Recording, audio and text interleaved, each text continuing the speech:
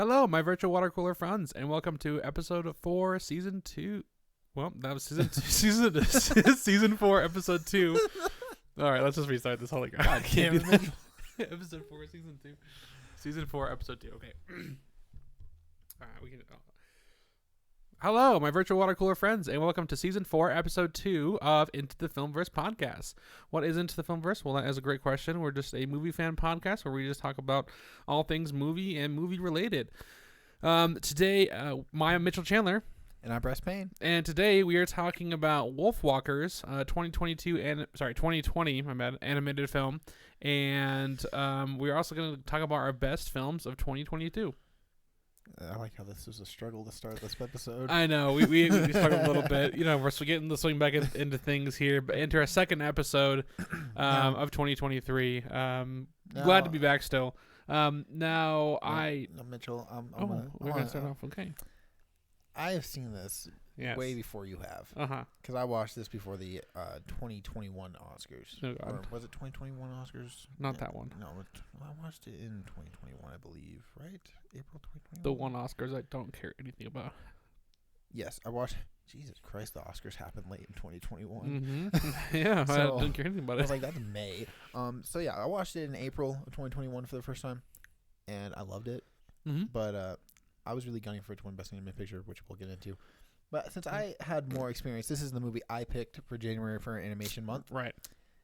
And I would love to hear your opinions on this film. Okay, well, Wolfwalkers, I turned it on, and I'll be honest with you, first 5-10 minutes, I was just ready to write this off. Largely due to the animation style, I found the hand-drawn animation a little too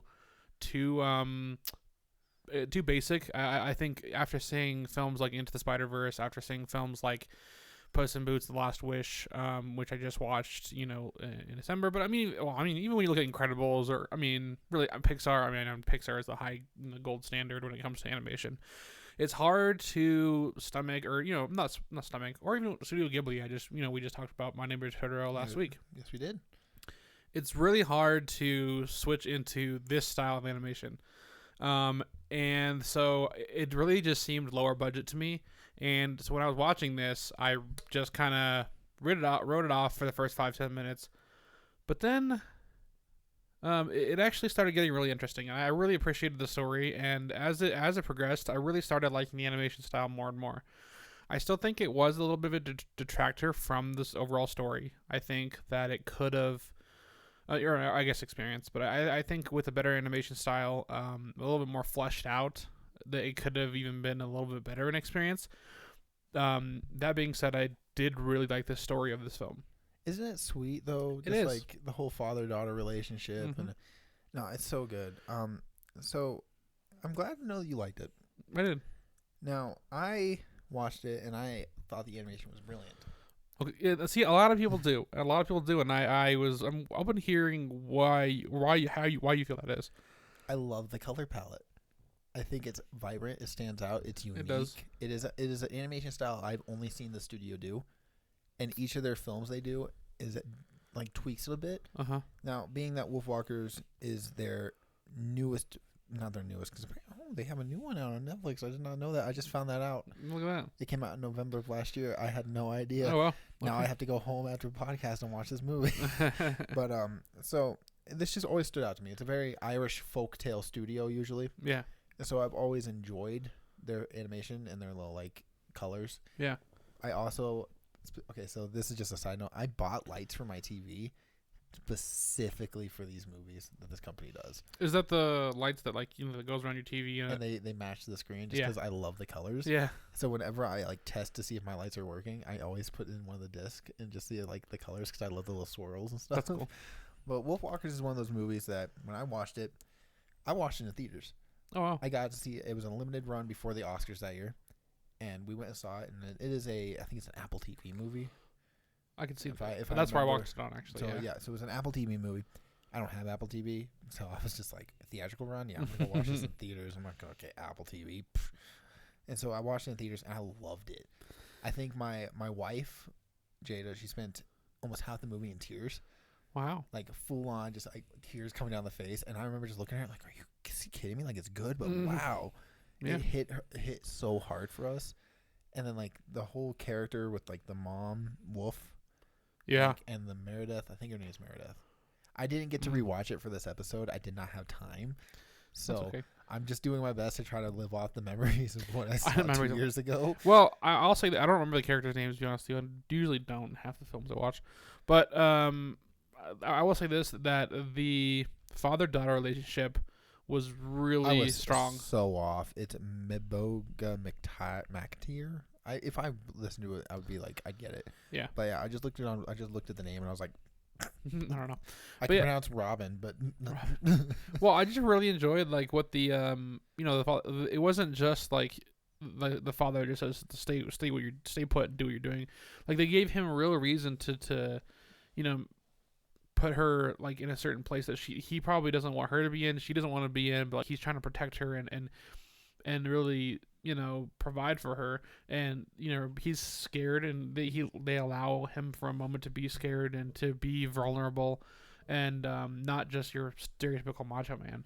And he has a heart. Like the ending with him is so heartfelt. It is, yeah. And you have the whole I'm picturing the ending like I call it a battle, the ending fight, and I'm just thinking in my head like, oh my god, it's so pretty, and I'm pretty sure this is one of those movies that made me cry. I'm not even ashamed to say it. I'm pretty sure the ending left me in tears. The ending was really, really touching, and I was okay. So I think we were pretty safe to talk about this film in in spoilers. Just be forewarned. But when he shot the wolf, after they rescued her, the mom wolf, I was livid. I was ready to like give this film 0 stars. I was like, you kill that mom after everything you put me through this entire film. I'm out. Like, I hate you. Like, I will not forgive you for that. And so I was that last act. I was waiting on bated breath to see what was going to happen with that mom. And luckily, they pulled through. But I was gonna be so mad, bro. I love the ending so much. I'm looking at it on Wikipedia trying to refresh myself, and I just remember that they all become Wolfwalkers. And they're all like a happy family, and I'm just like, it's so sweet. It really is sweet. Yeah, I really like the werewolf. Lord Protector's a jerk. Oh, see that. Okay, so that was one thing that I also wanted to talk about, is that this is about Cromwell. That's the evil person, the Lord Protector. It's Oliver Cromwell. I don't know who that is. Like, well, I don't know. You like history. Oliver Cromwell is the Old English. I don't know. Like the dude, he I'm pretty sure he was like a product. I don't know. I didn't do too much with history, to be honest with you. But I don't know. Oliver Cromwell is like the dude that like took over at a certain point in English history, and he was in the history books. He was well loved. In this one, it seems like he's not, and I think it's coming from the point of view of like Irish. I think that's why it was interesting. So coming back to the Irish, obviously I don't know who. I think I've heard of Cromwell. I don't really know who that is. The studio is Cartoon Saloon, and they have 3 Irish folktale movies. Mm-hmm. They have, I'm trying to remember it. Secret of Kells, which is, I think the animation is good. It doesn't stand out as much as Wolfwalkers did to me. And Song of the Sea, which is also really good. But Wolfwalkers, out of the 3, is the best. And I just remember being floored by this movie and just surprised. And I was so happy I saw it in theaters, and I thought the experience was amazing. And the studio it became one of those studios where I was like, anything the studio releases, I want to watch. Anything. Like they have one movie they made that's not the new one, because they made My Father's Dragon. I've never heard of that until today. But The Breadwinner is a movie about it's a book adaptation. I'm trying to remember. It is about a girl who lives in Afghanistan during the Islamic Emirate or whatever. Right. And it has her pretending to be a boy to be able to work and be able to get money for the support of their family after the father is kidnapped. It's a very touching story. But it was the only movie of theirs that is not an Irish folktale, as far as I know. Wow. But the animation is always just one of those things. The studio is amazing with it. And so it was surprising to hear that you didn't really like the animation, because that is one of the things that I loved about it. Yeah, like I said, I think I don't know. It felt just too plain, like too 2D. I think specifically there were scenes that like were supposed to be the backdrop of like a, like you're supposed to see people behind happening, and like like a castle that really didn't look like a castle, and it was very like it was like a pop-up book. Yeah, I mean in a sense, but without the fun of a pop-up, I mean that's how I felt anyways. And I think it was just too. There were also certain scenes that did make the animation style look very pretty. I think specifically when they were transitioning between the wolf eyes and the other ones, and I think even towards the later ends when they were looking at the forest specifically, it made it look really nice, and I did like the way it was used. But there were other times when it was just a little too janky for my tastes. I just got so disappointed. I looked at the next movie they came out with. It's called My Father's Dragon, and it just doesn't seem like it's going to have the same pop for me. But I'm going home to watch it tonight. I'm gonna be up half the night watching a movie that I had no idea existed till 10 minutes ago. Wow. Yeah. So I hope you at least enjoyed the movie. Oh no, I did. I mean, like I said, at the end of the day, I think the story was really good. That's why I ended up actually really. Would you watch any other movies by the studio? Sure. I mean, not really thrilled to, but I mean, I will. I mean, I've heard about the other one, the Breadwinner. I've heard about that one. It's good. It's a good book adaptation. I think that you would enjoy Song of the Sea. I think that I know you can't. This is the poster. Oh, that's a cute poster. It's about little seals. Seals. That's cute. It's about a seal child. Little seal child. It's so cute. I just love the studio. That's why That's why I suggested this movie, because I was just like, the studio. Hey, I'll keep open to seeing more from the studio. I don't know. Even the faces and everything, just it all felt a little too simplistic for me. But like I said, out 5 to 10 minutes, 15 minutes into the film, I grew accustomed to the animation style, and so the story then carried itself from there. I'm so mad that I didn't get a chance to rewatch it, because I was just like, I want to watch it again now. I'm probably God damn it. I'm so mad, because that's part of the reason I chose it, is because I was just like, I want to rewatch it, and I didn't even get the chance. But let's be honest with you though, like I'll be honest with you, I've never really seen hand drawn animation done this well. You never really do, I mean, you don't really see hand drawn animation really as a full production film. So here's the cool thing, and this is getting off topic of Wolfwalkers. We each picked 2 movies for the month of January for animation. Right. My other movie I picked is also hand drawn animation. Oh wow! Oh, is that? We'll get there, yeah. But it's a older hand drawn animation, so I'm interested to see how this. That is interesting. Goes for you. Ironically, my other film I chose was a stop motion animation, which I'm notorious for not liking. So I'm now that I know that you haven't experienced a lot of like hand drawn, and you're not a big fan of it. I'm interested to see what you think of this next one that's coming up in a couple weeks. Yeah, I'm definitely interested myself as well.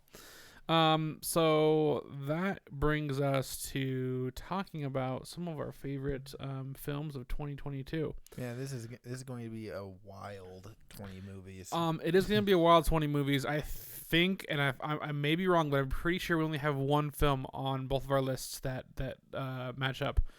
And I think it's actually in the same spot too. Now, here's the thing though, is I'm pretty sure that other than 2 films, you and I have seen all these.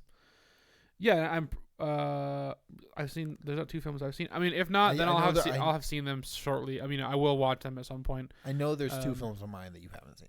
Okay, well, I mean, I'll try to watch those just because I want to be breathed in what my friend likes.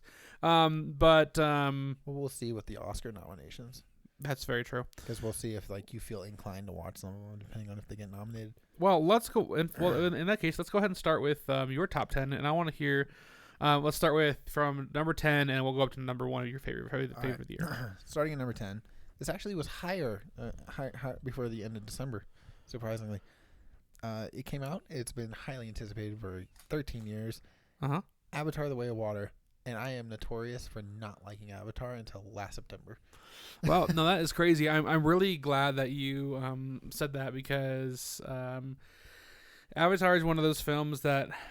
I mean, anytime you bring it up in any movie circle, or honestly anywhere, you get a lot of Avatar's not that good. It was just Fargillian space. or it was just like it's only Pocahontas, yeah, or it's just it was just like the only people like that was just because of the 3D effects.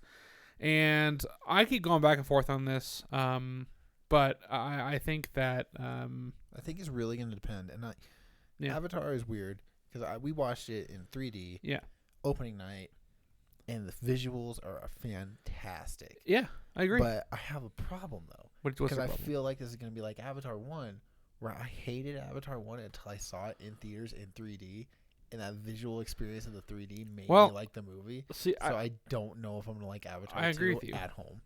Oh, see, that's how I feel too, as I'm not entirely sure about that, because the experience of seeing in 3D is just something that you're not going to get from any other film, really ever. I think the only other execution I've seen in 3D where I just felt truly amazed beyond the actual story what was being presented was, I think, Doctor Strange, the first Doctor Strange. Spider-Verse? Oh, yeah, you're right. But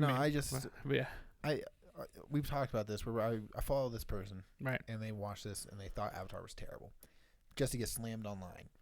And part of her argument was saying that how people are going to realize it's not as good when they get that at-home experience and the visual spectacle won't be there.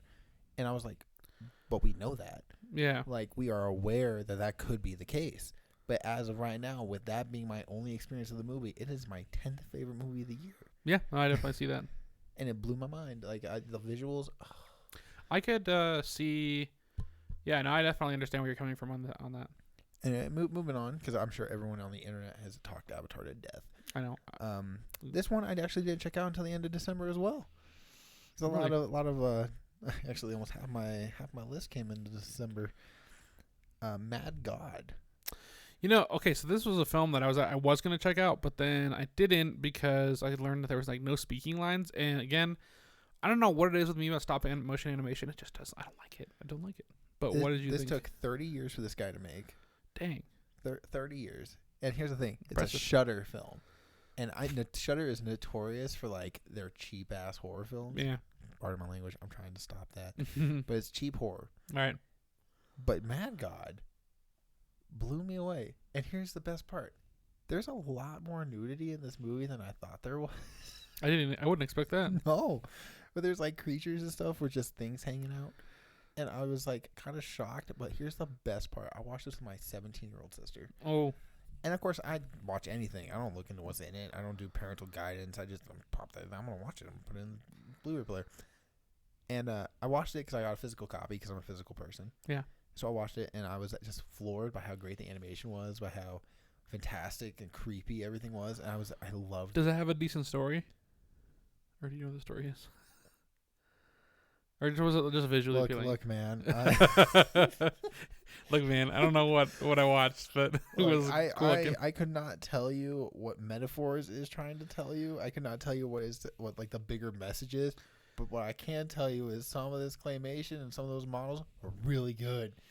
Jeez. Well, okay. See, that's the thing is it looked very visually impressive, but what am I watching like the entire time? And that's honestly why I haven't sat down to watch it yet because I just couldn't get behind it. I'm pulling up my review. Yeah. I wrote a pretty long review, so I'm not gonna.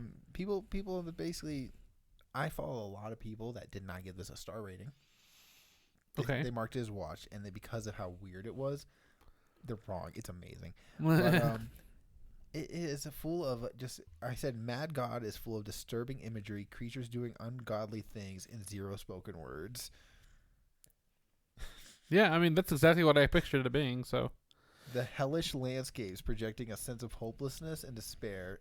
A real weight is felt, especially as you follow the gas mask guy from area to area. The world is hell. I can see, like, watching this, like... It's like a post-apocalyptic fever dream, and it's amazing. Yeah, like, I can see this being, like, a film you turn on just for, like, fun. Like, for fun with your friends one night, and you're just, like... God forbid people watch this drunk or high. That's what I'm about to say, yeah. Like, I could not imagine, like, the thoughts just like, oh, my God, what is that? Oh, my God, what is that?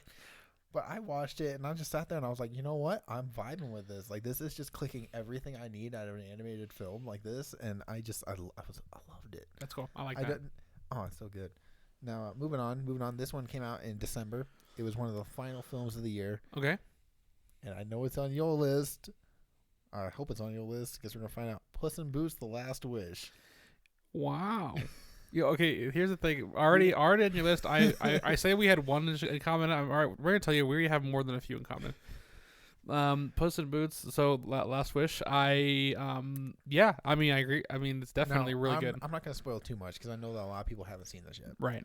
But I just want to say, if you can make a Puss in Boots movie have some of the best villains of the whole year, yeah, you were doing something right. Because there's a villain, and I'm not gonna spoil that much. I'm just gonna say he's the big bad wolf, and he sent chills down my spine every single time he came in the room. I was like, why is he going? Why are they going so hard with these villains? I'll go far to say he was the scariest villain this entire year. Out of all the villains I had this entire year, he has his whistle. And every time you heard that whistle, you're like, oh, it's about to go down. It was like the Darth Vader theme. And then he just has these glowing red eyes, and they just peer out of the blackness. I was like, why are they doing this to Puss? I know. And then animation, they really took some cues from Into the Spider-Verse, creating one of the most visually appealing movies of the year.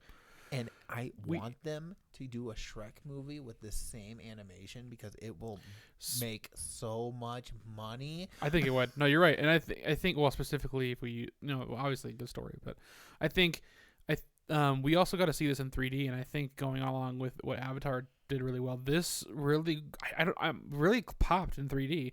I don't think we necessarily needed to see it in 3D. Oh no, not at all. But it definitely added a lot to the experience. It added layers to it. Like, and I think there was one scene where I audibly out loud went, "Oh my god, that was cool!" Like, just the animation. Like, it. I don't know. Yeah, we'll have to get into a little bit more, but I definitely agree with what you say on that. I only watched the trailers in theaters. I don't even know if I actually watched the trailers, to be honest. I think they just played and I didn't pay attention. Yeah. I read a review on the trailer for Puss in Boots. Right. Someone wrote a review on the trailer because they were comparing it to Into the Spider-Verse. Sure. And they were like, it starts off with that 2D animation that we know from Puss in Boots, like the first one and Shrek and all that, and then it transforms into these like speckled type animations in the movie. I cannot imagine this movie in any other animation. Well, it is absolutely gorgeous. I think specifically with what Spider-Verse does and that this one adopts is that they use color and animation as textures for stuff. There's a scene where they're throwing bombs, and the explosions from the bombs look so unique. I was like, this is so visually appealing, and then the villains are so good. And Puss in Boots is a fully realized character. Mm-hmm. Even the side character. They have this little chihuahua that is so stupid and annoying, but he works. He's amazing. Like I at first I was like really a chihuahua, and at first at first I thought it was just gonna be a throwaway character, and then they don't let it be, and they actually incorporate it into the story and make it really so important. It does. Cute. It is adorable. It has no right being as good as it is. And I went to work the first day I worked after we saw it. Yeah. I went to work and I was just like, you have to check out Puss in Boots. And people at work were like, you're kidding. No, I agree. No, it's amazing. I agree with you 100%. Like, I'm known as the movie guy at my work. I see everything. So people are always like, hey, did you see this? Yeah, when I go to work and I'm like, yo, Puss in Boots is amazing. And they're just like, everyone looked at me like I was crazy. Like I was on crack. Well, because it doesn't sound like it's going to be, I mean, when they were putting Puss in Boots in theaters, you're like, even the first one, I feel like it was good. I feel like, but this Humpty Dumpty Room was the first one.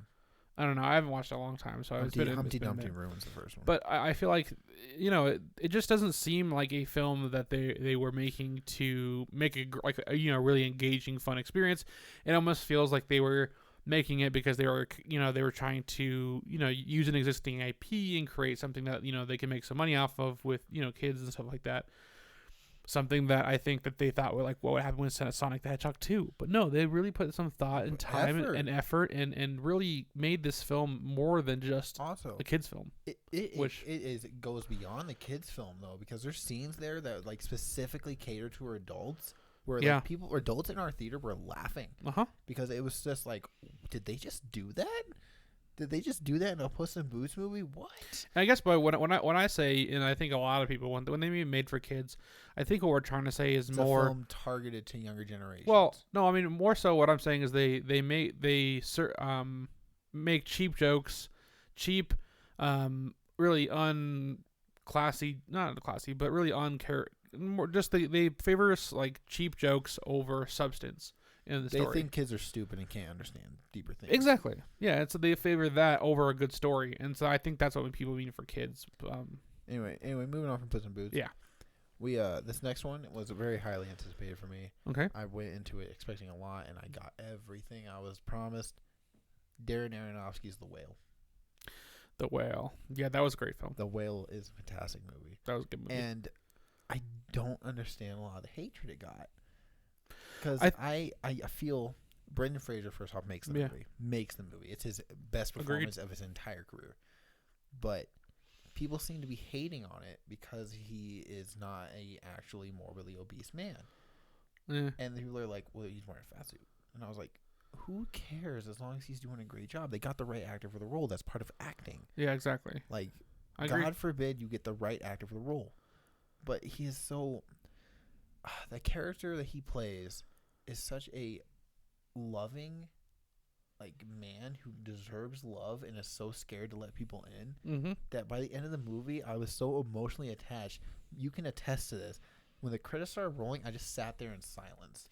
Yeah, I mean, which is not often for that to happen with Bryce, because I know immediately after a film, like 9 times out of, well, most of the time, every time a film ends, he's just like, "So what'd you think?" And I'm like, I don't know. Like, and this time it was the other way. This time, you looked at me, you're like, Bryce. I was just sitting there, I was silent. Yeah, he was just like, he was honestly a little bit in shock. He's like, I just can't believe what I watched. It blew me away. I think like there were so many parts where I was just like, this is just such an honest view of life, and like I feel so bad, and I love this so much. I definitely appreciate it. I legit almost watched it the next day after we watched it. Wow. I almost I was sitting there and I was like, I could go home, or I could go watch The Whale again because I would love to watch The Whale. You know what's crazy is that in that film we had to tell 2 different people to put their phones away, and I actually had to get an usher for one of them, and it still didn't disrupt the enjoyment of that film. It's so good. Check out The Whale if you haven't. Honestly, if Brendan Fraser doesn't win Best Actor, I'm gonna be so mad. Yeah, I mean, no, I agree. Definitely check that out because I feel like it's a good representation of just humanity and what humanity should be. Yeah, I mean, even in the face of severe issues. There's so many good moments. There are. Anyway, moving on from The Whale before I start getting all emotional over here. Next one is another very people love this movie. People have been talking about this movie since March. Which number is this? This is number 6. Okay, or number 6. 10, 9, 8. So yeah, this is 6. Okay. Everything Everywhere All at Once. Yep, I hear a lot about this one being on everybody's top 5, top 10. I definitely agree that it's a very solid, very engaging film. It is so much fun. It's wacky. It's nonsensical. I wish that my family would watch this, but they're just like, it seems stupid. I was like, you guys just don't understand. But I don't want to go too much in depth. Everyone's seen it. It's so popular. Yeah, I mean, honestly, if you haven't seen it, like, watch Everything Everywhere All at Once. I mean, regardless, so even if it doesn't end up in your top 10 of the year, there's definitely enjoyment to be had in that. It's definitely the best multiverse film that came out this year. It's so wonderful. And then, like, I remember I think I got like 8 people to watch this year, like over last year. I just talked to everybody, be like, yo, have you seen this? And they're like, no, what's it about? And I was like, oh, you went for a ride. I think I got it on physical and I had the digital code. And I gave people my digital library code, like passwords and stuff, to be like, go watch this. You've never go home and go watch this. I'll just say this. You'll never see Googly Eyes the same again. Anyway, moving on. This is the only foreign language film on my list. All right. All Quiet on the Western Front, which is surprisingly dropped 3 spaces since I watched it. Yeah, because I remember when you saw this film and you told me about it, you thought it was just like, you raved about it. And I honestly expected it to be almost like one of your top few films of the year. And like I said, I watched this. I don't know if I watched after you, right? You did, yes. And I really did enjoy it, but I think you enjoyed it a little bit more than I did. So for context, I've seen the 1931 All Quiet on the Western Front. Yeah. And this is such a better adaptation. Mm-hmm. And it like, oh my God. So I'm a huge fan of war films where they show the reality of war. Yeah. Things like, I know you haven't seen this, but like 1985's Come and See. Mm-hmm. That movie was so good and so realistic. I turned my phone off at home and sat it on the table and was like, I'm not even going to be bothered. Wow. Like, it blew me away. And All Quiet on the Western Front does the same thing to me. And then I started, like, I gave it 5 stars. Like, I'm not even going to lie. This movie was fantastic. It blew me away. And, like, the main character is so good. I think I put him as, like, one of my favorite newcomers to film this year. Oh, that's cute. And, like, the only foreign language, and I swear to God, this better win Best International Film. But I mean, it has tough competition. It has like Decision to Leave. I'm sure it's gonna get nominated. But I'm just like, I'll be honest with you, I can even see All Western Acquired Fun even getting like a Best Picture nomination. I mean, I think it's that good. It's such a good look at like the realities of war. And now we're moving on to one that you are going to have a different view on than me. Okay. This one actually went up a whole 1.5 stars just from me thinking about it. Yeah, I know it's on.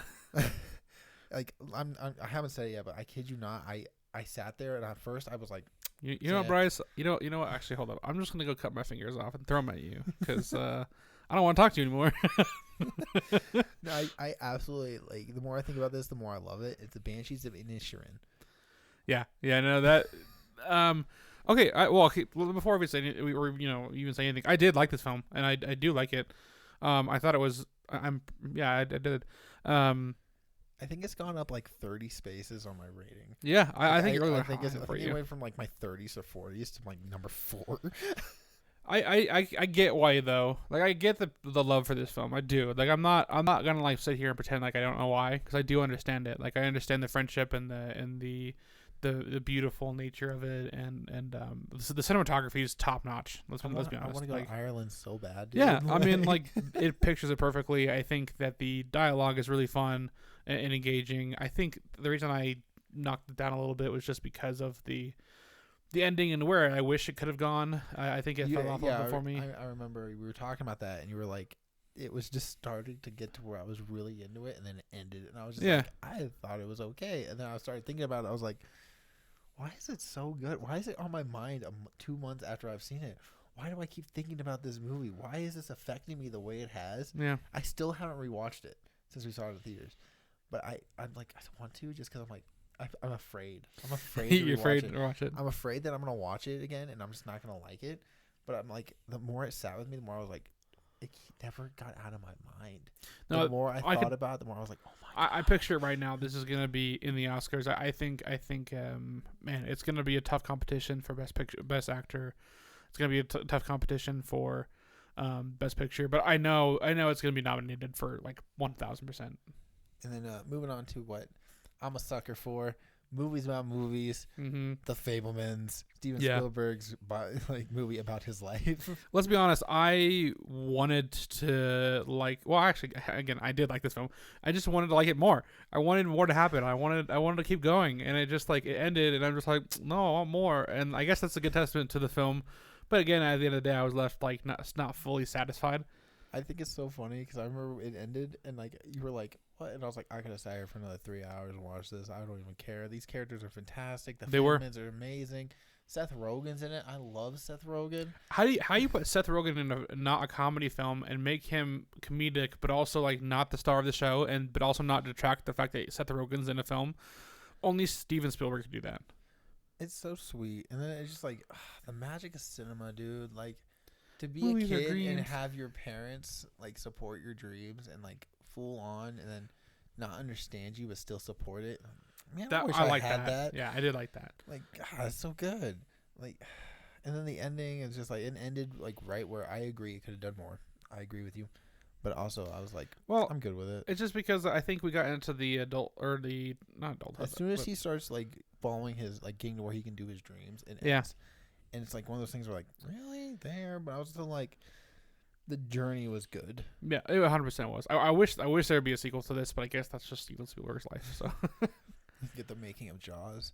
The making of Jaws. Yeah, honestly, let's do it. I don't know. Okay, so moving on. This is another one that is it's personal to me. Mm-hmm. For context, I work as a cook. Yeah. So this movie just had me enamored. The Menu. Oh yeah. So last week we spoke about having black comedy and satire films that didn't really work for me, and that they work for you, specifically Bodies, and what was the other one? Triangle of Sadness. But this one is one that is a dark comedy that we both agree on that works really, really well. I love this movie, dude. The comedy's so good. Ralph Fiennes is amazing as the villain. I love God, I'm gonna get castrated if I don't know her name. Anya Taylor-Joy. Dude, I was like, it's either Florence Pugh or Anya Taylor-Joy, and I get them confused. So I'm just like, don't you dare get my I know Florence Pugh mixed up. I got Florence Pugh in the mind now, but for some reason I was just like, they're both blondes and they're both in so many good things. Yeah, I know you're right. They are. No, Anya Taylor-Joy is amazing. The twist that they do with her is well done. The food looks fantastic. The whole side characters are fantastic. The craziness of just like keep questioning about like, yo, is this really happening? Like, is this real? Like, is this all part of the show? Are they? Like, they're not gonna do it. Oh my god, they're actually doing it. Like, it's like a roller coaster. I was like, oh my god, more, oh more, oh more. Oh, keep going, keep giving me it. It was like the biggest edge tease I ever. Like, you just never knew what type of film you were watching, let alone like what was gonna happen next, and then also just like whether or not what you were seeing was legitimately real. And it was a chef's kiss, to be honest with you. Like, that's what it was. It's one of those movies where like, especially because it hits me on a personal note, because like Ralph Fiennes is very much like the movie's about him and his like struggle for his love of cooking. Yeah. And just like, it worked so well for me. He was a tortured chef wanting to make his stuff, and then just like. Let me ask you something. After this, did you go get a cheeseburger? Because I wanted to. I will never be able to make a cheeseburger as good as that cheeseburger. No, like I mean, I didn't even taste it, and I just like it makes my mouth water thinking about that cheeseburger. Oh, it's so good. It's so heartwarming, and it made me like be like, man, the guy gets it. The ending, very, very reminiscent of Ratatouille, in a good way. Extremely. In a good way. And then the last one. This is my favorite movie that came out last year, and I know I'm entirely biased from my experience and me as a person. Mm-hmm.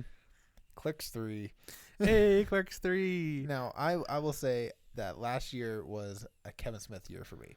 I got to meet the man. I went to the tour for this. I invested a lot of time into Kevin Smith. And this, just like, you saw it before me. I did. Because like, I went to the convenience store that he was doing for Clerks 3, where he was going to and like showing it to people with him there. Yeah. And you saw it in theaters before me, and I remember you were like, if you don't love this movie, then you're just not a real fan of Kevin Smith, because I think you're gonna absolutely love it. Yeah. And like, I went to a showing with 2,000 people at a sold-out showing, right? Right. Sitting on a metal chair, like fold-out chair, on this like old screen, and cried for like 40 minutes straight. I got chills just thinking about it. I mean, I wasn't even there, but I just got chills with your experience. I was just sitting there, tears going down my face, looking at the screen, being like, why is this happening to me? And just like, the experience, like, I just can't even imagine loving a movie as much as that one.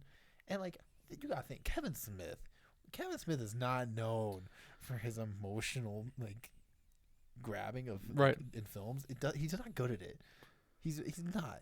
He's good at like this like comedy with Janice on the Bot, but he managed to make one of the most heartfelt movies of the entire year about friendship, and it's real. It's a movie based on his life, and it is so good. And it shocked me, and I was in tears, and I was crying. And he did a Q&A afterwards, and I left. Like, I didn't even stay for the Q&A. I cried through the movie, had my experience, and it was like, we can leave. And then we left. And like, partially because, for people to know, we live in Colorado. Yeah. So every single question Kevin Smith was getting was about weed. Oh my gosh. And I was just like, that gets annoying when we just saw this movie that he made about his life, about his experience, and all you guys are asking about like what kind of weed do you like? Like, are you for real? Yeah. Really? Like, he's a filmmaker. You're going to ask him that kind of questions. Of course, he's nice and he talks about it, but Kevin Smith doesn't stop talking. Oh, yeah, right. You ask him one question, that's the one question. So suddenly it's all about like weed and all that. And I was like, you know what? This isn't what I want, so I'm just going to dip. I had my experience. I'm leaving. And still stayed my number one movie of the year. No, I mean, I definitely understand you for coming. I mean, I understand that being your personal favorite movie of the year. Just because, I mean, when I watched that, the Clerks and Kevin Smith fans are just something else. Because I had a dude sit, like, the movie wasn't like the theater wasn't full, but like this dude had a seat right next to me for some reason, and like we vibed the entire time. Like he was laughing at every single joke. Even if it wasn't funny, even if it wasn't even supposed to be a joke, I don't know. He was laughing at everything. He was making jokes. We said hi before. I don't know. It was a fun time listening to him have a good time. And just knowing his response to the film, and then also just knowing Bryce, I just knew that like this is definitively Kevin Smith's like magnum opus.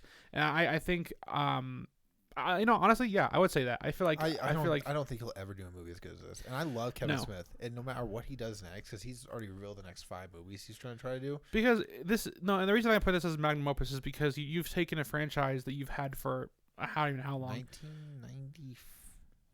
It's been like a long time. A long time. You've made the money from ancillary characters, Jay and Silent Bob, to make this film, and it wasn't even a film that he could have made before this, and just the cult following that has grown and grown over the years, like and for me to even love this film as much as I did, and even just be a new into this universe, the Askin universe, I very much appreciated it. It's amazing. I loved it so much. Yeah, it just feels more. It feels more than a movie. I haven't even rewatched it because I just don't know. Like, it's one of those things where I'm like, I don't know if I'll ever be able to relive that experience. No, I don't feel like you will, but I feel like you'll find appreciation in it. Because it's one of those things that goes beyond a film. Like, it doesn't. The film doesn't matter. It's the experience and the love that you and the passion behind everything and within everything that makes it great. I just want to say, Clerks 3 is 100 minutes long, and I know for a fact I cried for like half of that runtime. And like, if a movie can make me cry, it's basically guaranteed to a 5-star rating, because it's not typical where a movie can get me that emotionally invested. Because I watch so much shit. Sorry, I'm working on it. No, it's okay. I watch so much stuff that it's hard for me to get emotionally. I mean, I don't want to get too much into this about crying in theaters, but I used to be like, I used to not cry like at all in the movies, and I don't know if this was specifically just a marker when I noticed myself crying, so I let myself cry more, and like when I just feel it. But it was in The Amazing Spider-Man 2 when Gwen died, and when she snapped, bro, I was heartbroken. I'm not trying to laugh. I just thought it was one tear that came out. I just love that it's Marvel, because I was just like, knowing you, I'm like, yeah, that makes a lot of sense. But it was Gwen, bro. Like, I was so sad. Like, that was my favorite. And then she died, and like the anguish. I was like, bro, this is horrible. And then and it was one tear I let out. But then I was like, you know what? It might be okay if I feel movies when I'm in them, because I don't really I don't cry too much outside of that. You know why I don't care? Huh? I have no one to impress. I have no one I care if they look at me and they're like, "You're crying in a movie." I was like, "Yeah, because I actually have emotions, you heartless person." Yeah. No, I agree. I agree with you 100%. There's some movies like Pixar, Inside Out. It doesn't matter how much I see that movie, it's gonna get me. I think we both cried when Lightyear. Yeah, because they had that relationship montage with his friend. Yeah. And like, we're sitting there like 15 minutes in or something like that, and we just look at each other. We're like, really? Dang, man, why is it so emotional? I wish the rest of the movie didn't hit that peak, up on that. Yeah. But it's just like it started, and it was just like, man, you kidding me? All right. Well, let me go ahead and jump into my top 10 of 2022. So we do have a few films that we actually, have in this our top 10s. At number 10, I have Puss in Boots: The Last Wish. This creeped in there very last minute. I just did not expect anything from this film. I had a chance to actually see this a month early, and I think we both did, but we just did. Or I think I didn't you were at go. work. I had to work during the time, and then you were like, I was going to go with kids. But I didn't want to deal with kids, and honestly, I saw some of the early reviews for it, and I just didn't think it was gonna be worth it. Puss in Boots, good, really? Yeah, I mean that was my reaction, and I was like, I'll just wait until December to watch it. And I mean, honestly, I wish I would have watched it earlier so I could see it again, But it was incredibly good.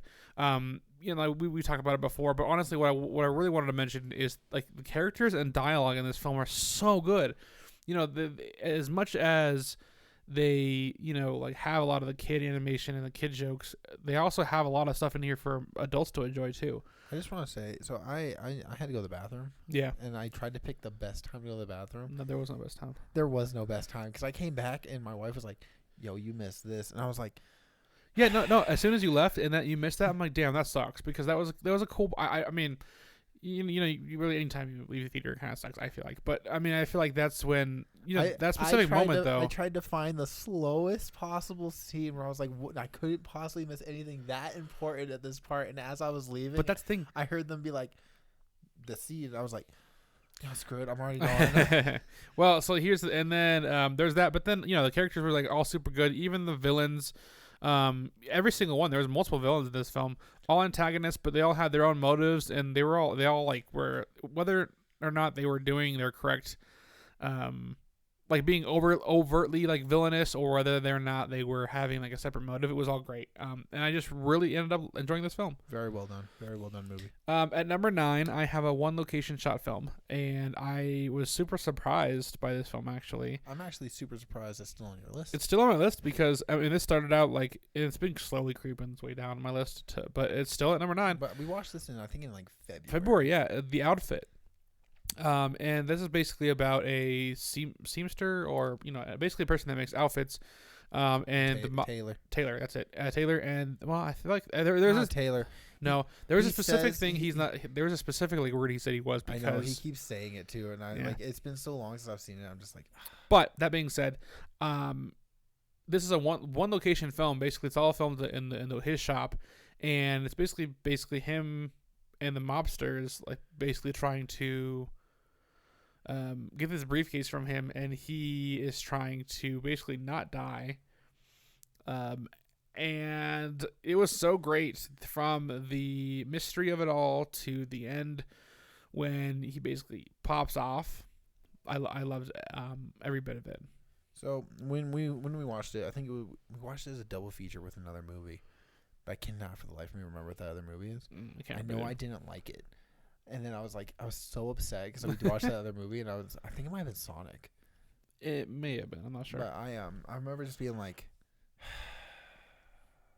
just like mad. Yeah. And I had no idea what this movie was about. I forgot about the trailer. I had no idea. And I sat down. We started watching it. I was like, period piece, nice. And then more we watched, I was like, one location, nice. And then we started doing it. I was like, I like this character a lot. I like where this is going.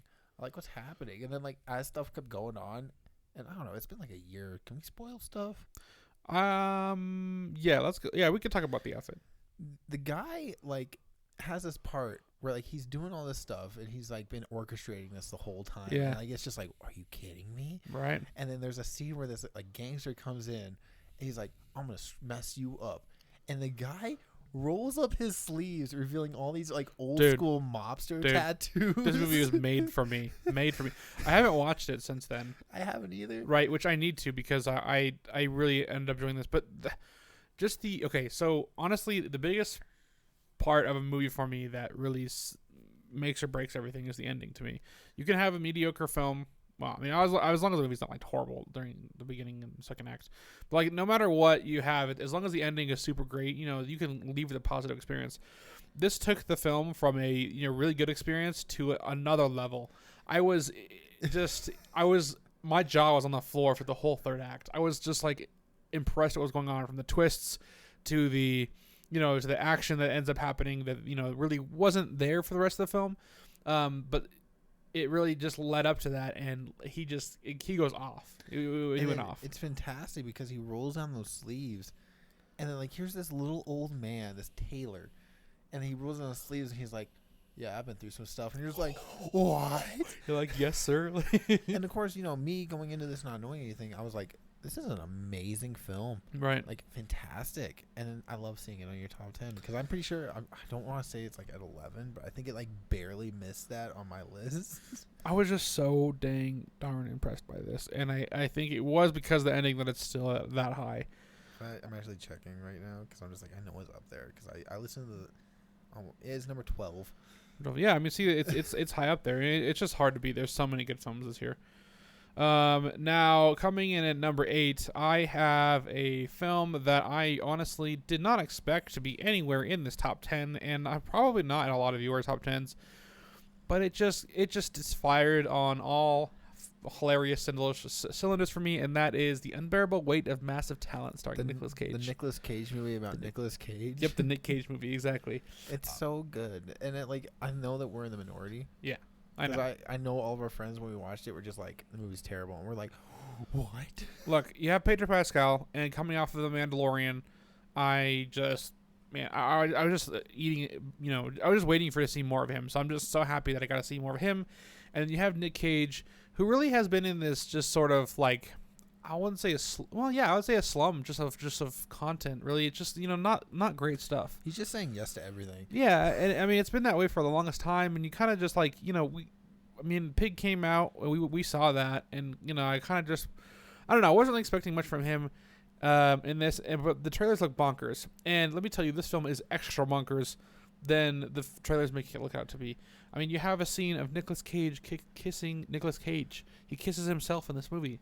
It's so good, and it's so tongue in cheek. Yeah, that's the word. And tongue in cheek. it's so, oh my god, it's one of those movies where like that experience I had watching it was just like, this is amazing. They just keep taking like every scene to the next level, like, and they just keep doing it one up from the last scene, and really that's what makes this film is it just keeps ramping up and up and up and up. I love to know that we're in the minority, because I'm like, even looking at I'm looking at right now on Letterboxd. Yeah. And just looking at some of my friends and being like, yeah, this dude gave it 1.5 stars. I'm like, you're wrong. It's 4. Like, I gave it 4.5. He's fantastic. You gave it 4.5. Exactly. Now another number 7. I have a film that is a great adventure epic, and that also has been flying under a lot of people's radars, and that is The Woman King. This is a movie I watched it before you. Yeah. You watched it the same day I did, I believe. Uh-huh. We watched it like 2 hours. I think we watched like the same movies a day, but like reverse order. Okay, yeah. But like, I remember this getting out of the theater and being like, Mytchel, you're gonna love this. Yeah, I did. I really ended up enjoying it. I just loved the. I mean, honestly, everything. It's just a great epic adventure film. And there is nothing cooler than watching females beat people up and just be amazing. Like 100%. I mean, you're right. That's exactly what it was. It was just like females and like slavery and just this, and great female like led epic film. It really, it has so much good action. It has such a good story. The costumes and period piece stuff is amazing. It has John Boyega as the king. Like Viola Davis, she's fantastic in everything. She is. Then you have like some of those actresses that you just like of, like Lashana Lynch. Mm-hmm. She's a great actress. She's really like grown on me since Captain Marvel. I agree. And every time I see her, I'm like, yes. Yeah, no, I mean, honestly, this entire movie, it is a longer movie, so I definitely understand. I mean, some of these other films are longer too. The next one I have, but I just know that like the entire time I was just enraptured to what was going on, and I just was rooting for the women to win the entire time. Now, I did hear a lot of people hating on this, but people are viewing it like, oh, well, in real life. I'm like, look, man, movies are adaptations. They're not going to do everything accurate. I understand why you don't like it. I understand if you're looking at historical context. Look, man, there's a cool movie about women kicking butt. I mean, also, I feel like if you go into and again, behind the scenes stuff doesn't really affect my rating of a film. But if you go into like what it took to even get this movie made, and the fact that a lot of the executives didn't even want to make this movie because they're like, where's the market for a female black led epic adventure movie? Nobody wants that. That's wrong. And and the amount, and they were trying to change so many things about this film, and the amount of if you saw, like, I saw an interview with Viola Davis and how she said there's so many interviews and meetings she had to have to retain the integrity of the film and what it was supposed to be and what it needed to be, and she had convinced so many people, and I'm just like, that is impressive just in and of itself, to get this movie made. But that being said, I don't really put that towards how good the movie actually is. I just think it's a very good piece that, like, I don't think a lot of people are gonna pass on this one. I'm sorry, I do think a lot of people are gonna pass on this one and not really think about it over the years. But I think it's one that fade, but it's really good. I think it's one that we're gonna keep bringing up over time and time again. And I think people are gonna say, yeah, that was a good film. Viola Davis just cannot miss, dude. Like, every time I see her in a movie, I'm just like, she's so good. She steals the show in every single one. Yeah, even if the film's not that great, she's really still good. Yeah. So that brings me to my next epic adventure film, coming in at number 6, Avatar: The Way of Water. Let's be honest, there's not much more I can say about this that you haven't already said. The 3D in this film is amazing. It's definitely a very visual experience. I still not really sure how I feel about the story because I didn't really get a chance to really soak in the story. I just don't feel like going this back. I just don't like the Na'vi and the Avatar. Like, I'm not a huge fan of the mythos behind everything. So that's why I'm not really eager to get back out and watch it again. But that last hour action scene, just pure bliss. No, I just want to bring this up. You know how they're filming Avatar 3, 4, and 5 all at the same time, right? Are they? They are. Jesus Christ. James Cameron said in an interview why he did it though, and I love the reasoning. Save money. I mean, he basically was like, "Look, I don't want to have a Stranger Things effect. I want the kid actors to stay kids." Oh, I guess that makes sense. And I'm like, you know what? I respect that. No, that makes sense. Because my wife was like CGI, and I was like, well, extra CGI than you didn't already need. yeah, why? Like, well, you just do it. I mean, guess. it's more. I mean, if you know you're gonna do 3, 4, and 5. I mean, in the studio greenlights that, then it makes sense to make them all at once because just from a budget standpoint of scheduling, and you can make all of them at once. Like 3's already filmed. 3's done. Well, see, that's the thing. I thought they filmed 2 and 3 together. I thought that was the case, and yes. then 4 and 5. I could see them doing 4 and 5 together. Like 4 is in post production right now. Huh. Interesting. But God, I forget who it was. There's one actress in the movie. I'm sure. Zoe Saldana. I'm just kidding. No, there's an actress in the movie who plays the water chief's wife. Yeah. Was it Kate Winslet? I don't. Or is so. it? I don't know. Anyway, you know what I'm talking about. Anyway, that actress, I guess, didn't know the movie didn't come out yet, and she thought it came out and flopped. Like she did, because it took so long to get made. Oh, she right. filmed her stuff like 4 years ago. No, I can see that because it took so long. I mean, it takes so long for the CG to happen. But yeah, I mean, like I said, there's not much more for me to talk about Avatar: The Way of Water. It's a really good film, and that's why it earns my number 6 spot. At number 5, oh my God, it is Kate Winslet. You're right. I was right. Look at that. Eddie Falco. No, damn it. I have Kate Winslet. It has to be Kate Winslet. Then it's either Kate Winslet or Eddie Falco. One of them was like, I thought the movie had already come out and flopped because no one was talking about it. Now, my number 5 film is a film that I don't know if you didn't like. I can't remember it specifically, but I know you didn't think of it as good as I thought it was. I was so disappointed. And that's Bones and All. I liked this film a lot, and the reason I liked it was for twofold. One, I really liked Timothée Chalamet and the relationship between him and the other actress. I forgot her name off the top of my head. Taylor Russell. Taylor Russell. And I think their relationship was, really cute and genuine, and I just liked that in and of itself. And then on top of that, you mix in this really under the skin, grotesque, like cannibal story where they're sort of like in a sense like a hidden society, and they have like special abilities that not quite sure of, and she thinks she's just this monster by herself until she integrates into the society and finds out she's not. And I just like seeing this journey of her discovery, and then also her discovery personally, but also with this illness or disease or whatever it is, and then developing that relationship with Timothée Chalamet. Yeah, this is one of those movies where like I went in, I was hopeful. I went in expecting so much, and I was so disappointed. I think this also might have been another thing about having expectations or it's not even expectations. I try to go into all films with no expectations. Like I watched the trailer, right, and I remember texting you after I saw this trailer because I saw the trailer for Jeepers Creepers Reborn, which you can hear about my opinions on in the last episode. Yeah, but I watched it and I was like, "Yo, this is gonna be the best movie of the year. Like this looks amazing," and I expected this cannibalistic, like blood-filled road trip film with Timothée Chalamet. And we got there, and I was like, "Eat more people." Well, see, that's the thing is that I was thinking like that about preconceived notions of what the film was. Like we talked about last week, and how I thought what Triangle of Sadness was supposed to be.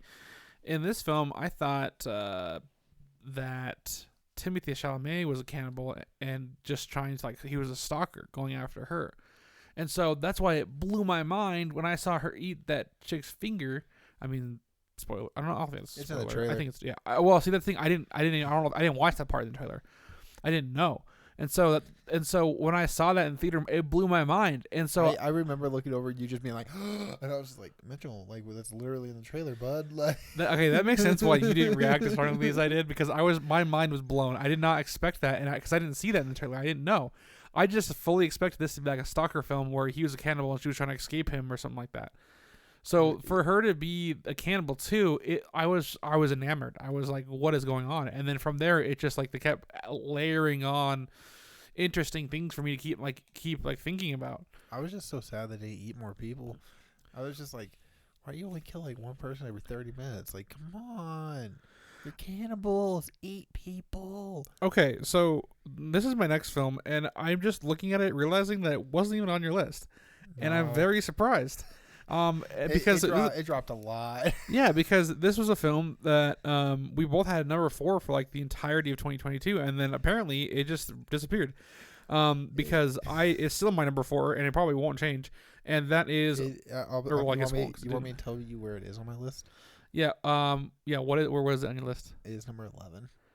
Okay, well at least it's still on. It barely missed. It barely missed it. So this was Marcel the Shell with Shoes On. It's so cute. I love this film. It's honestly probably the cutest animated film I've ever seen, and I don't even know. I mean, animated it mixed with live action. You know, it's hard to put. It qualified for the best animated picture. I know. It's like I understand. It's just like a weird, different. You know, it's like live action, but also animation. But Marcel the Shell is a live action hybrid. Yeah, but it is based on these 3 shorts on YouTube, and it is so cute. And you know, I'm be honest, this is one of those movies that made me cry. Yeah, it's specifically so people that don't know. I was raised by my grandmother, and so the whole relationship with Marcel and Anaconda was just like it got me. It got me very emotionally attached. And like, there's a scene that happens where I was just in tears, and I was just like, I hate this. I don't want to be sad watching this movie. And like, Marcel is such a cute little person, and I just love them so much. And then like the whole mockumentary style just works so well. Yep, it does. Honestly, I will say that A24 can do whatever they want, and I won't care because they made the perfect film in Marcel the Shell Shoes On. Obviously, I have a few films higher, but that's just because of my personal taste. But Marcel, I mean, me and Bryce are actually going to go get matching tattoos of Marcel the Shell, with Nanny Connie, like sitting, watching, you know, eating popcorn and stuff like that. So we're excited to get those. And I just love this film very deeply. It just is something that puts a smile on my face and makes me feel the warm and fuzzies.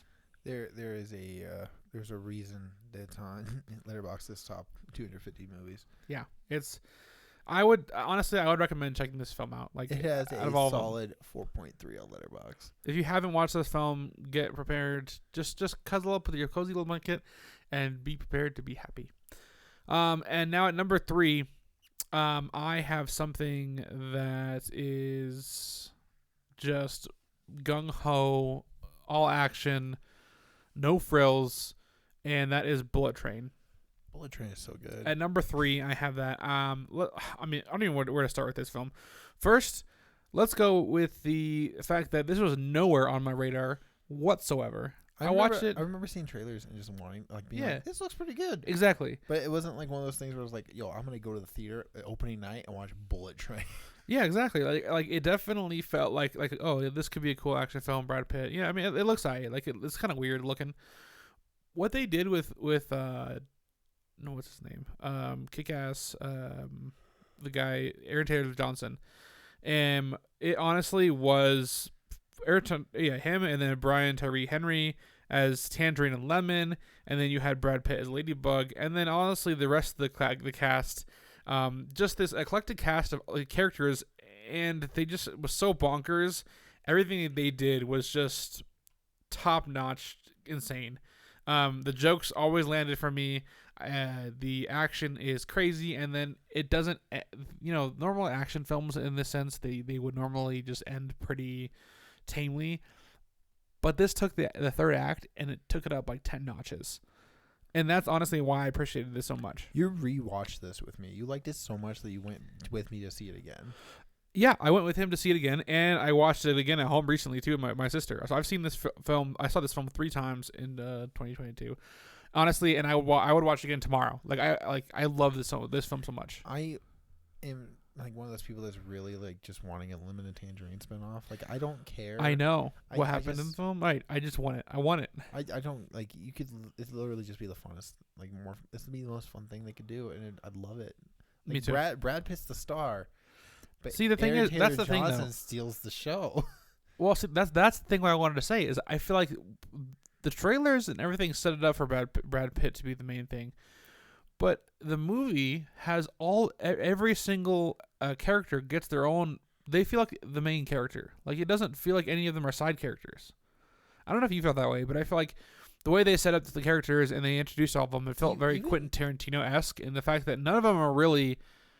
It's not about any one of them; it's about all of them. Even the Logan Lerman's character, Percy Jackson, is barely in the movie, but he feels like he has a large part to play. He has a huge part to play, even though he's not there half the time. I mean, there's a certain reason why he's not there half the time, but he's in the film, just kind of like sitting 90% of the film, and it's important, and they incorporate that into the film. It's crazy how even the minor characters really feel like they're genuine. And then, like I said, really though, is that all the action just hits. And then, the fight scenes are so good. And then when it gets to the ending, it just ramps it up to like 9,000. It doesn't stop. And the comedy just hits every time. Yeah. Like there's some lines that get said that I was like, this is so funny. At first, and honestly, they have a Thomas the Tank Engine like joke that really at first wasn't funny, but by the time they get to the end, like it's hilarious. And I still love it to this day. Like I think it's hilarious.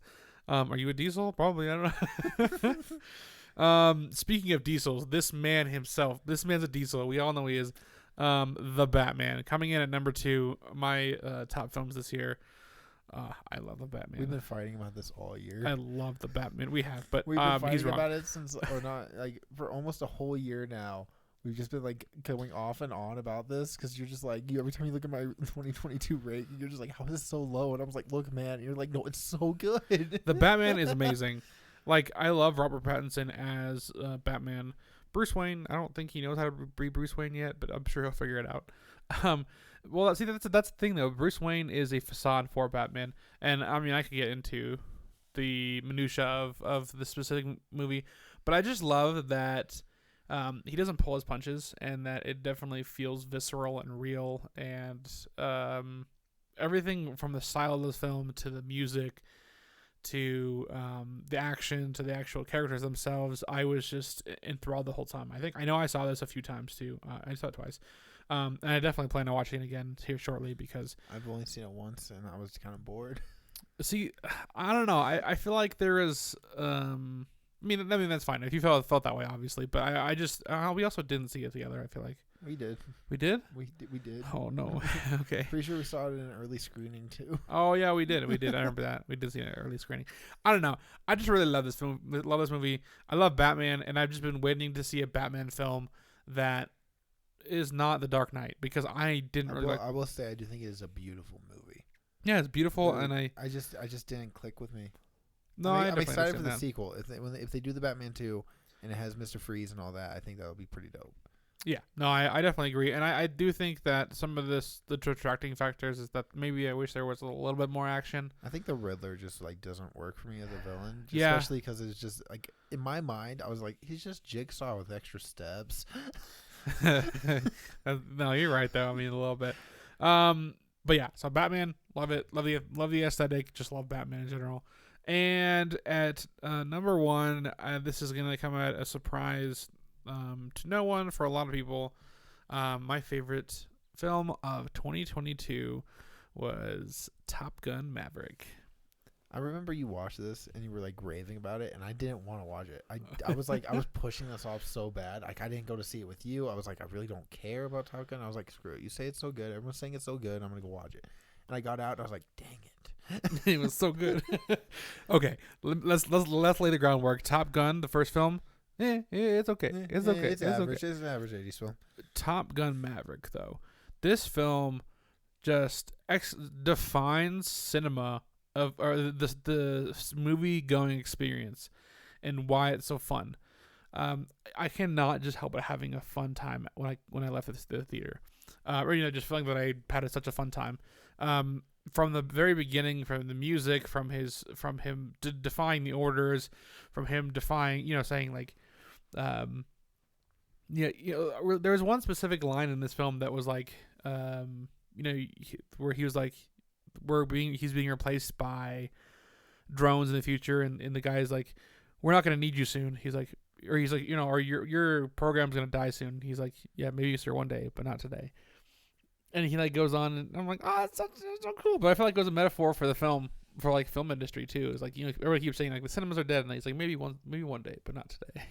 You know, so my dad doesn't go to theaters. Right. I think I've been to like 4 movies with him in theaters. Yeah. This is one of those movies he went to theaters to. Yeah. He loved it. I have problems with going to theaters with my dad. He doesn't have an inside voice. Right. But it was kind of cool to be able to like go watch this with my dad, and he was just like he was like, this is so good. I was just like, I'm glad you enjoyed this. I'm glad. Here's my favorite thing though is like we got to the love interest. He was like, that's not whatever. He's a big fan of Top Gun. I don't know the woman's name. Right. But he was like so mad that she was replaced by this woman that he had no idea who she was. Okay, see, I was confused about that too, but I just assumed maybe he knew a different girl or something like that. But no, he was just mad that it wasn't the same actress. And then he looked her up and he was like, that makes sense. I guess she did not age very well. Oh right, I do remember them saying that. Yeah, no, I mean like I said, it's the honestly, and the big reason I feel like the way that is the way they filmed the flight scenes and the way it made it real and authentic. You know what scene almost reduced me to tears? Which one? The scene with Dolph Lundgren. That's his name, right? No, I'm totally wrong. I think I know who you're talking about, but I feel like you're wrong. I'm totally wrong. I was thinking of Rocky. Yeah. That's Dolph Lundgren. Oh my god, I'm gonna get canceled. I know who you're talking about. Val Kilmer, yeah. Honestly, okay. See, I didn't know I had no idea like what had happened to him in real life. So it didn't. Val Kilmer isn't able to talk. No, I know, but I know now. But for Tom Cruise to bring him back and was like, we're not doing this without him. It was tight. Man, you're good. No, it's cool, and like, exactly, and that's the thing about any. Yeah, I mean, I did appreciate that scene, but it was just the whole experience of it from having Miles Teller as Rooster. That he's such a great actor. And then just the action to turn into the ending to be more action, that I'm trying to escape, and just the whole, honestly, all the flying sequences, everything just works. The music works, and I want to say the music makes you feel nostalgic, but it's not even that. It just makes you feel like a swell of like confidence and fun and just authenticity. So I definitely appreciated that most about this film. Miles Teller is so good. He is. Jada still hasn't seen Top Gun Maverick. Oh my gosh, she needs to. I have it right here. I know. Or I guess we probably both on the Steelbook, don't we? Yeah. Yeah. It's such a good movie. It dropped a lot this year though. I did put it in. I did put it in the other day just to turn it on, and the first scene is so good. But just the reprisal of Danger Zone. Danger Zone. All right. It's so good. That's one of my favorite songs from movies playlists. We were just talking about the other day how they have a really good soundtrack too. Lady Gaga's gonna win that Oscar. I think so. I've been listening. Okay, so this is off topic, but we were talking about how Lady Gaga's "Hold My Hand." Yeah. It might get nominated for Best Original Song, and I was like, out of all the songs that Top Gun Maverick, it's gotta be the song "Worried."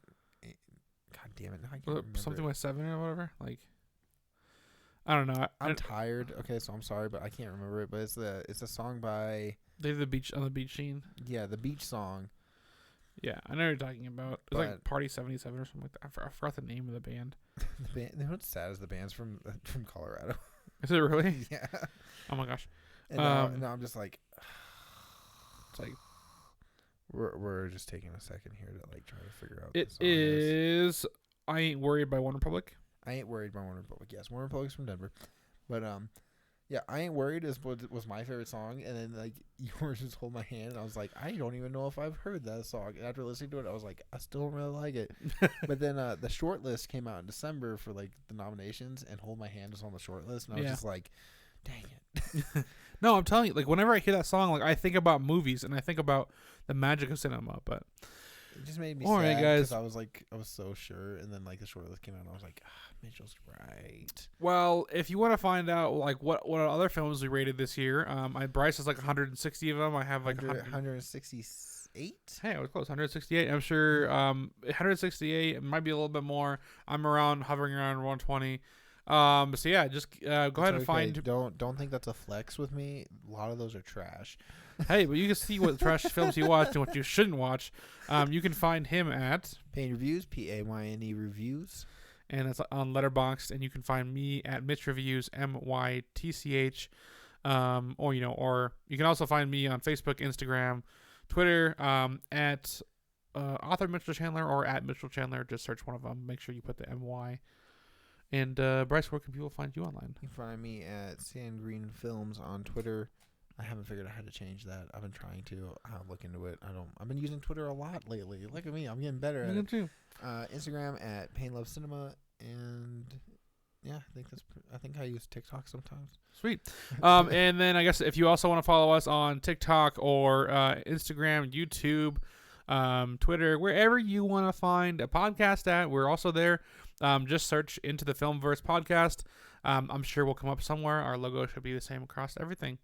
Next week, we're going to talk about Kubo and the Two Strings and also our most anticipated of 2023. I just updated this. Hey, I am so excited. I know we're already a little bit into 2020 or January of 2023, but I feel like next week could be good before we get too far into the year. It's okay. We've only had Megan and A Man Called Otto. We're good. Exactly. Neither of those are on my list, so we're good. You can also check out the reviews for those up on our YouTube and TikTok tier as well. So I appreciate you guys. Look forward to talking to you next week. And let us know what's your best of 2022 more as well. We'd love to have a conversation with you. All right, guys. Until next time, Excelsior!